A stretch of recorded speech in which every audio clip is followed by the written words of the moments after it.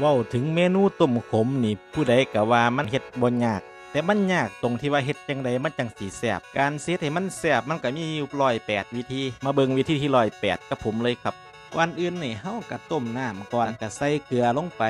ก็ใส่ใบบักกูดตะไคร้รากผักชีเนี่ยสมุนไพรแนวหมดนี่สิให้มันเพิ่มกลิ่นหอมตัวพอแต่น้ำเดือดแล้วเฮาก็ใส่เนื้อเฮาลงไปบ่มีหยังยากมันบ่แม่นตั้งลงสีดอกครับพี่น้องก็ต้มมันไปจักชั่วโมงนึงก็ได้ครับก็ให้จนพุ่นละให้เนื้อมันเปื่อยพุ่นน่ะ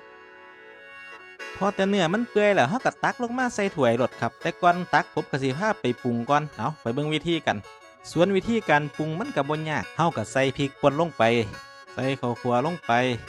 แล้วก็ใส่ผงนัวน้ำนี่แหละเป็นเคล็ดลับสำคัญล่ะของความแซ่บบานนี้เฮาก็เอาดีมาใส่ผู้ใดมักขมก็ใส่ดีมักสมก็ใส่บักนาวเท่านั้นตัวบัดนี้ก็ตักเนื้อมาใส่แล้วล่ะครับ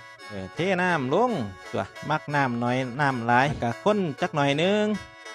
บัดนี้ก็ใส่ผักลงไปนั่นตัวครับก็ซ้ำนี้เด้อล่ะก็บ่ได้เฮ็ดยากเห็นบ่ล่ะก็ซิมเบิ่งมักรสชาติจังไดขมหน่อยขมหลายเข้มหน่อยเข้มหลายก็ว่ากันไปครับผมเป็นจังไดครับวิธีที่108ของผมนะบ้านเจ้าเฮ็ดคือผมบ่ผู้ใดมีสูตรแซ่บๆแนะนำแหน่เด้อครับเด้อคอมเมนต์มาบอกกันแหน่